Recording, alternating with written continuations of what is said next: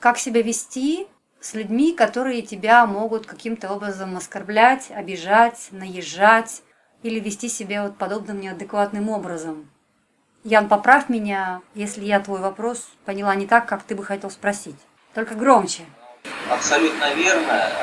И еще хотел добавить просто именно как реакцию, как сделать так, чтобы человек потом в итоге уже дружелюбно себя. То есть, как адекватно реагировать, когда другой человек ведет себя неадекватно, пытаясь тебя оскорбить, унизить, как-то что-то сделать подобное. То есть разобраться в связи с чем это происходит и что делать в соответствии с этим.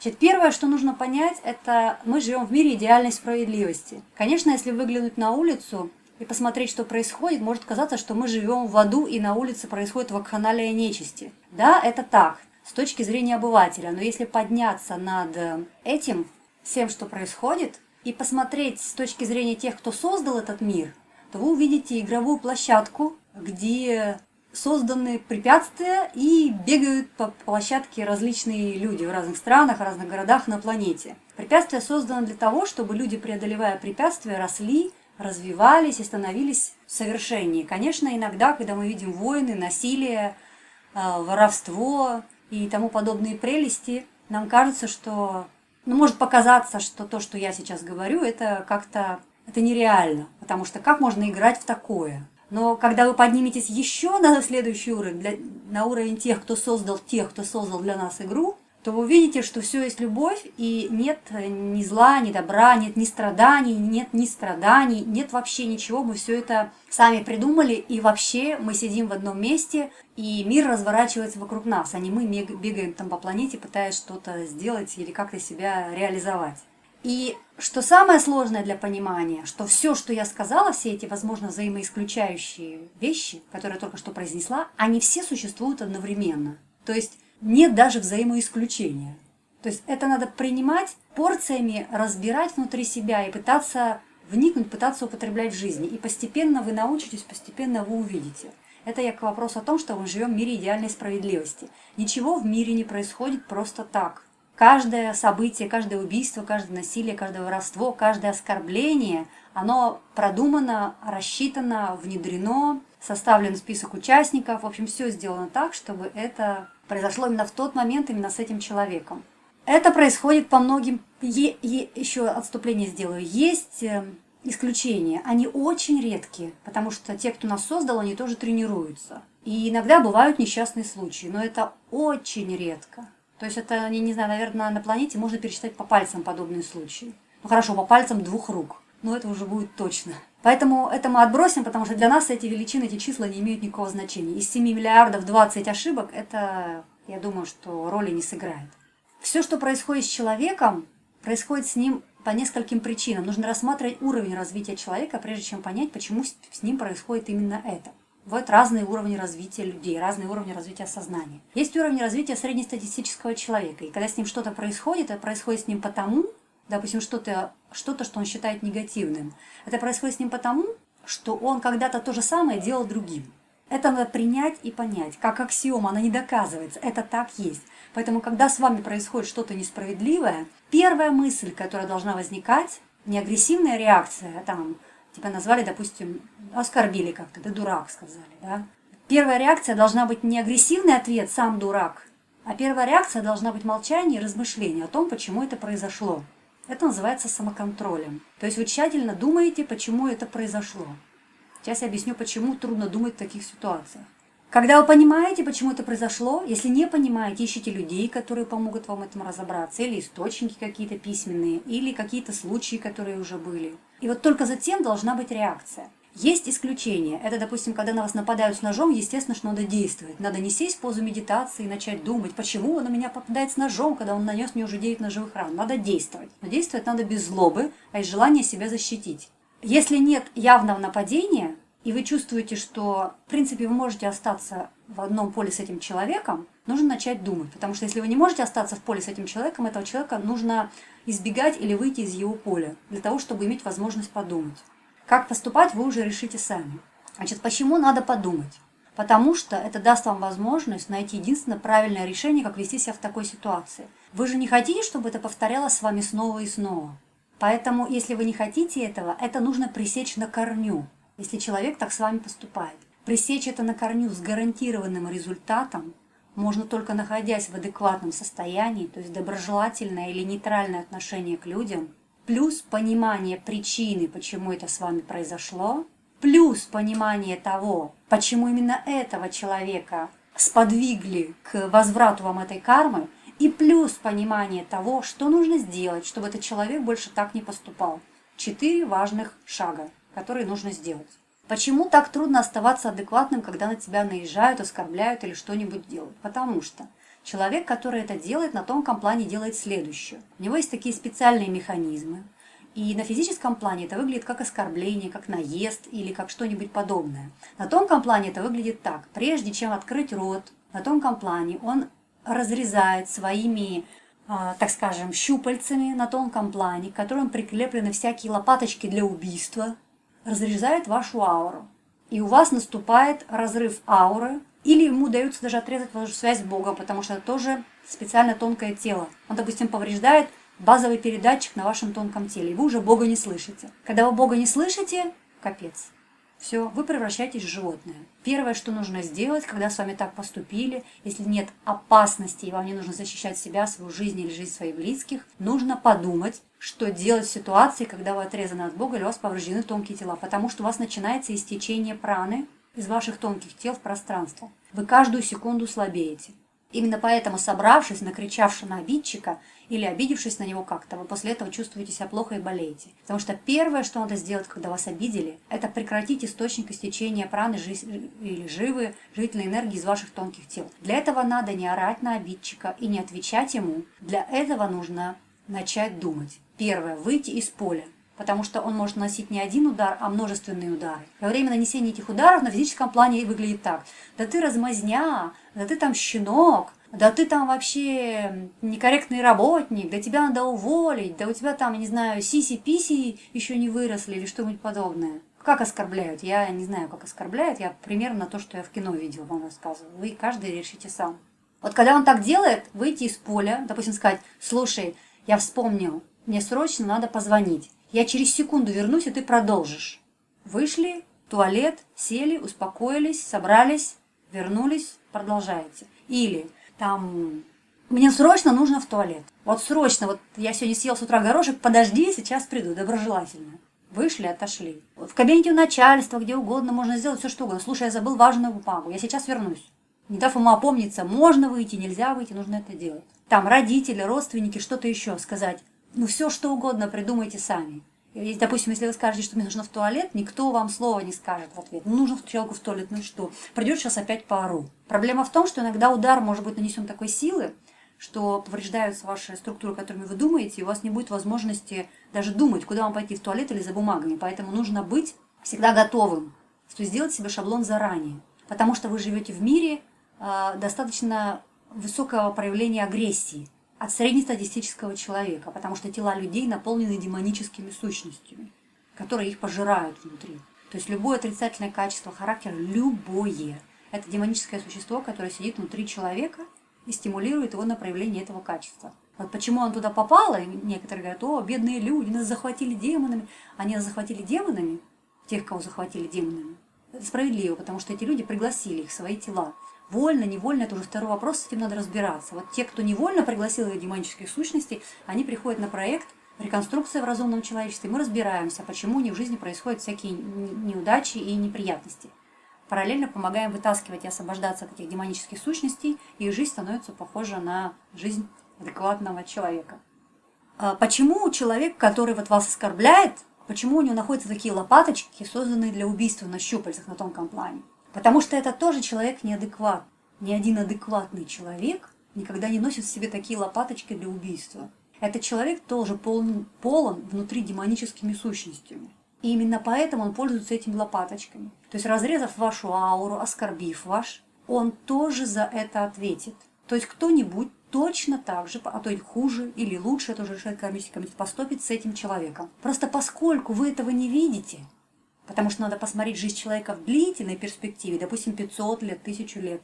Вы увидите, сколько раз его за эти 500 лет там оскорбят, там ограбят, изнасилуют, тогда вы можете говорить о том, что жизнь справедлива и несправедлива. Надо рассматривать жизнь человека в перспективе сотни лет. А у вас реакция, как правило, когда вас оскорбляют, это реакция животного. Оскорбить, защитить, обидеться или что-то еще сделать. Вот я вам рассказала техническое устройство, как это происходит все на тонком плане и что нужно делать. Я готова ответить на ваши вопросы. Вопросы, друзья? И погромче, пожалуйста. В течение из туалета обидчик продолжает свои нападения лопаточками. В туалете нужно подумать, что ты хочешь делать. Ты хочешь вообще уйти из этого поля? То есть ты выскакиваешь из туалета, хватаешь куртку там, да, и убегаешь вообще из дома. Или там, если это твоя, там, не знаю, свекровь или кто-то еще, ты просто там собираешь вещи и на следующий день разводишься, да, чтобы не видеть не эту женщину, не ее мать больше. Или ты сожжешься со своей там женщиной, если это ее свекровь, допустим, и говоришь: я не хочу больше видеть твою мать до тех пор, пока она не научится адекватно подавать свои пожелания к моему поведению.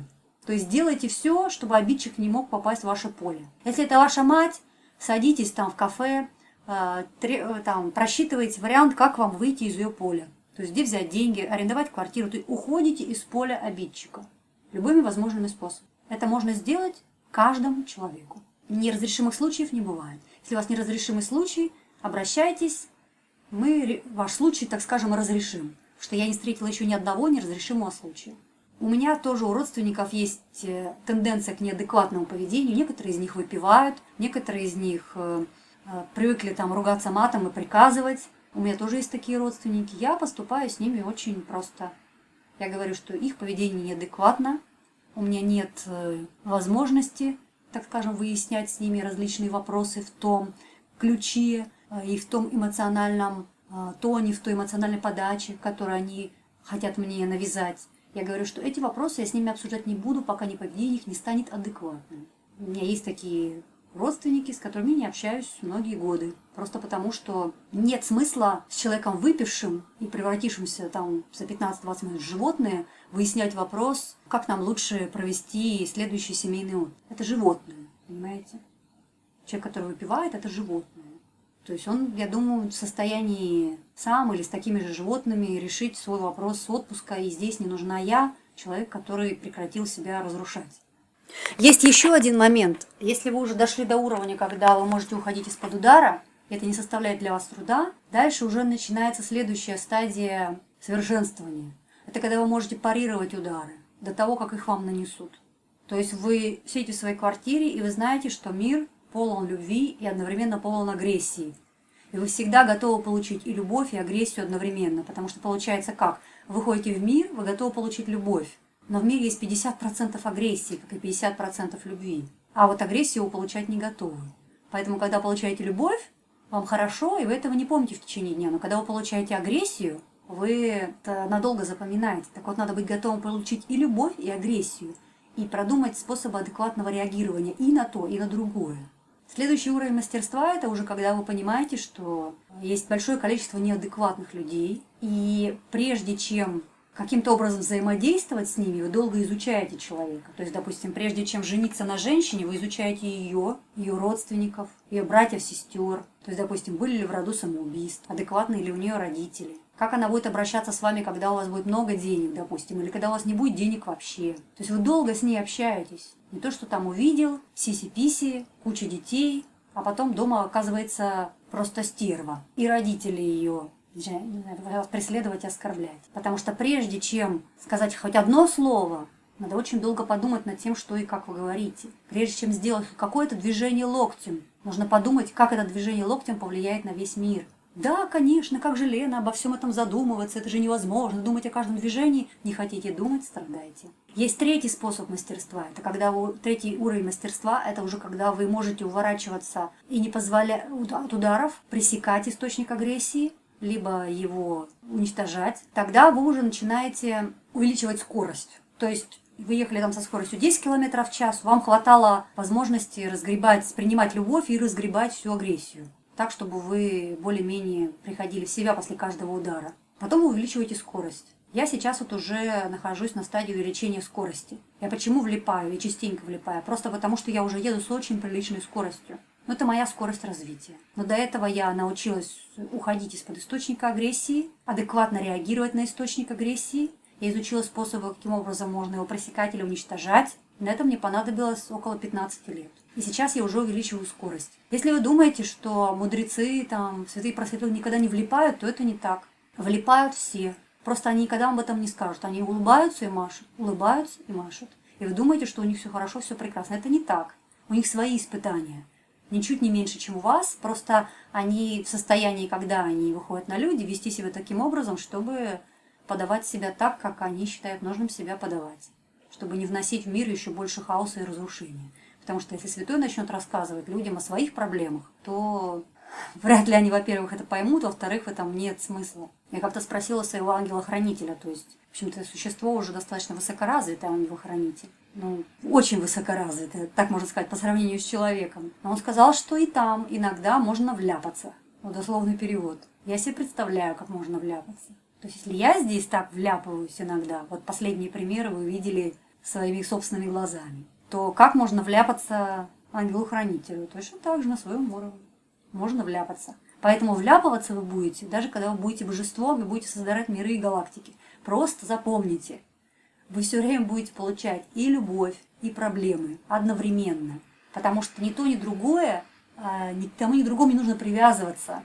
Это просто так, данность. Ваша задача уметь принимать и любовь, и подарки, и уважение, и ресурсы, и уметь вести себя адекватно, когда вас отбирают любовь, подарки, ресурсы, уважение, понимание. Потому что ваша задача только всегда делать какое-то решение, правильное. Это решение, если оно будет правильным, вы будете выходить на следующий уровень развития каждый раз.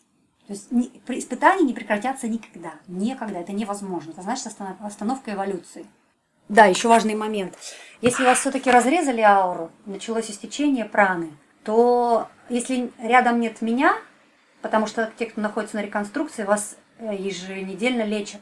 Потому что вы точно так же вляпываетесь, как все остальные люди, просто вас поправляют, поэтому вы такие бодренькие, веселые, так проходите свои испытания. В этом и суть процесса реконструкции, потому что я объясняю, в связи с чем это произошло, что нужно делать, чтобы это больше не происходило, и помогаем вам правильно принять это, сделать выводы, изменить свое поведение таким образом, чтобы эти тесты вам были больше не нужны. И я заштопаю, полечу то, что на тонком плане у вас сломалось. Поэтому после трудного испытания вы такие бодрые, веселые и готовы к дальнейшим свершениям. Что делать среднестатистическому человеку? Первое – это бывать на природе, потому что лесные духи, если вы не разрушаете планету, они вас поправят, ваше здоровье. Они для этого и созданы. Ну, частично у них есть еще своя работа.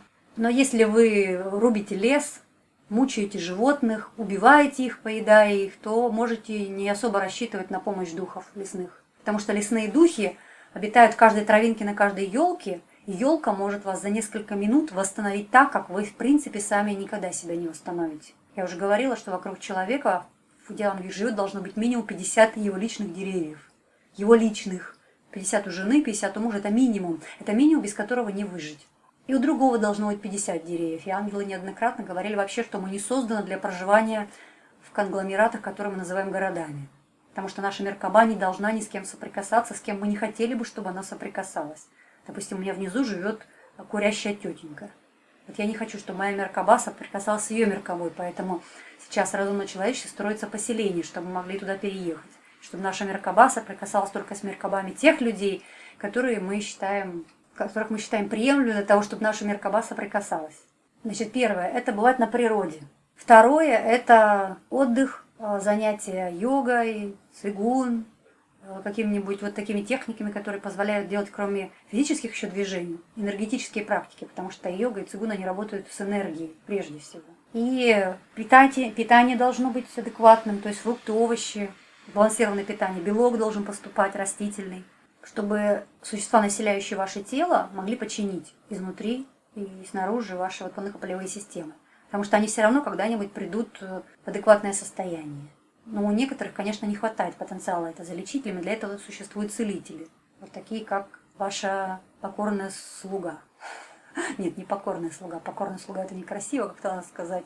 Хотела как-то сказать красиво, но как не смогла подобрать слов. В принципе, у меня все. Задавайте вопросы или поедем дальше. Если люди помогают, там родственники, Можно ли им как-то давать отпор или лучше просто с ними не общаться? Если нападают родственники, можно ли им как-то давать отпор или лучше с ними не общаться? Это зависит от вашего потенциала, вы сами каждый раз принимаете решение. То есть хотите ли вы просто уйти из их поля нападения, пережить это и постараться сделать так, чтобы они в вашем поле больше не появлялись. Либо вы хотите развиваться как воин и научиться пресекать источник агрессии или уничтожать его. Но для этого надо обучаться воинским техникам, воинским практикам. Для этого надо подробно разбираться, что есть агрессия, что вообще такое есть любой недостаток. То есть надо заниматься серьезными магическими технологиями, потому что надо понимать, кто его источник, в связи с чем это происходит, как устроен мир. Это должны разобраться с огромным количеством вещей. Я готова продолжать эти лекции, я готова вам рассказывать, если будут списки вопросов для продолжения этих дискуссий. Но это все надо изучать. Законы Вселенной нужно знать на зубок. Потому что надо видеть в человеке источник агрессии, надо развивать ясновидение, яснослышание, яснопонимание. Для этого надо очень много трудиться над собой. Потому что источник агрессии надо видеть, надо понимать его причину, надо уметь его уничтожать либо пресекать.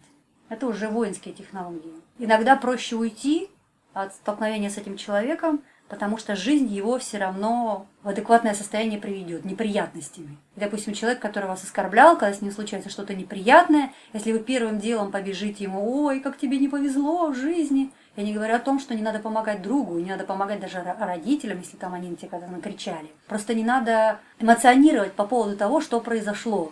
Потому что с любым человеком все происходит, потому что этот человек это заслужил. Да, есть еще один момент, я не сказала. В зависимости от разного уровня развития, мы говорили о среднестатистическом человеке. В зависимости от разного уровня развития человеку делают разные испытания по жизни.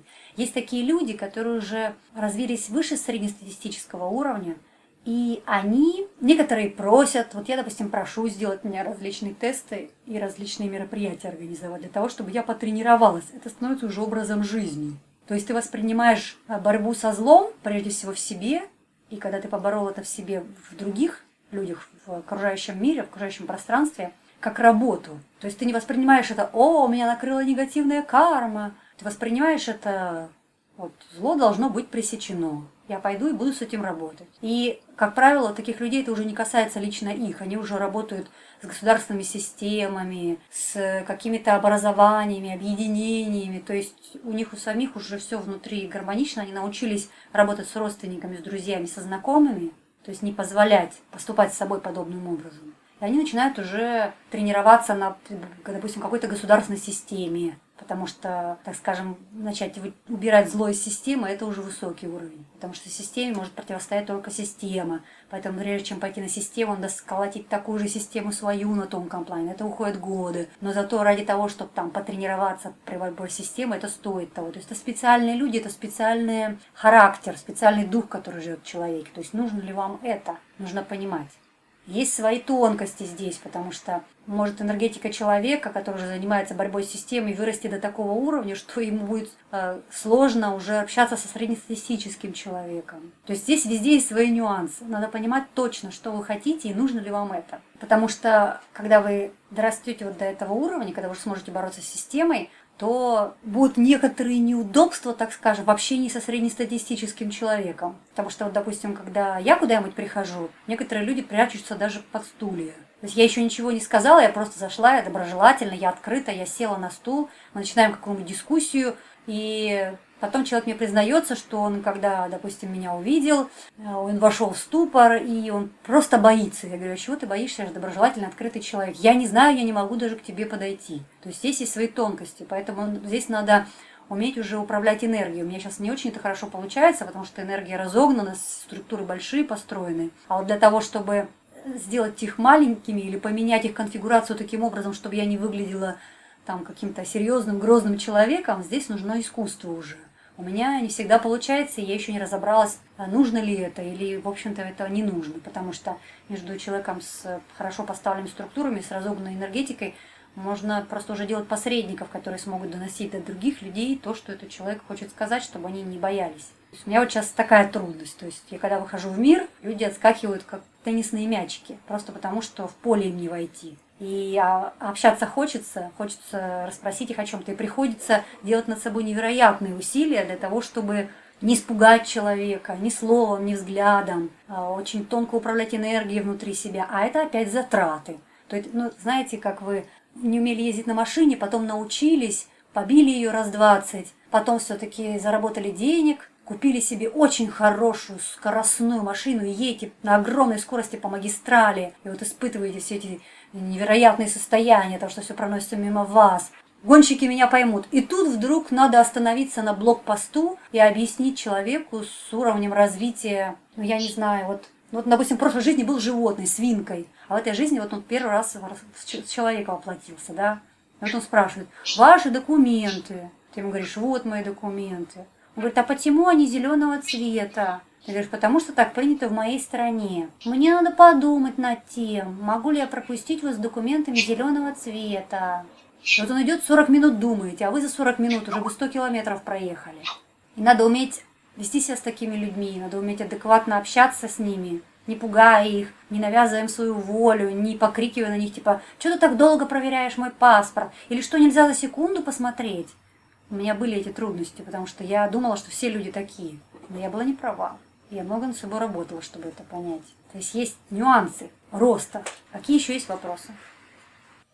Поможет ли правильное состояние сознания избежать неповреждения ауры, когда я знаю точно, что повреждения сегодня неизбежны? Нет неизбежных повреждений. Это абсурд. Вы можете избежать повреждений в любую секунду до того, как это произошло. Давайте так говорить. Я хочу получить сегодня эти повреждения. Потому что любое повреждение можно избежать до последней секунды, пока оно не было нанесено. Как бы сложным и трудным вам это ни казалось. Даже если вам предстоит пойти на похороны к любимой бабушке, вы знаете, что там будет повреждение, вы говорите: я не пойду на похороны. И вся семья говорит: ты негодяйка, ты не уважаешь традиции нашей семьи. А ты просто идешь и не берешь на похороны. Да, ты получишь осуждение семьи, но да, ты не получишь повреждения. Поэтому давайте говорить честно. То есть повреждение можно избежать до секунды, когда оно было нанесено. Раз, и если вы его не избежали, значит, вы хотели его получить. Либо получили по незнанию, как это избежать. Но, тем не менее, это ваш выбор. Друзья, есть еще вопросы или поедем дальше? Все понятно, хорошо.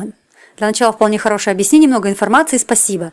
Ну, добавлю последнее, что любая ситуация, которая с вами произошла, любая, ее можно разобрать по косточкам, и можно показать вам в связи с чем, почему, и самое главное, для чего это произошло. Потому что все происходит и почему, и для чего. Это два важных аспекта, которые нужно постоянно помнить. Первое – это не париться из-за того, что произошло, и сконцентрироваться не на проблеме, а на решении этой проблемы, потому что ваше внимание может течь в любое русло. Я предлагаю всегда концентрироваться на решении. Ну, отползете в сторону, конечно, починитесь, полечитесь, в себя придете. В следующий раз подумайте, как не попадать в такие ситуации.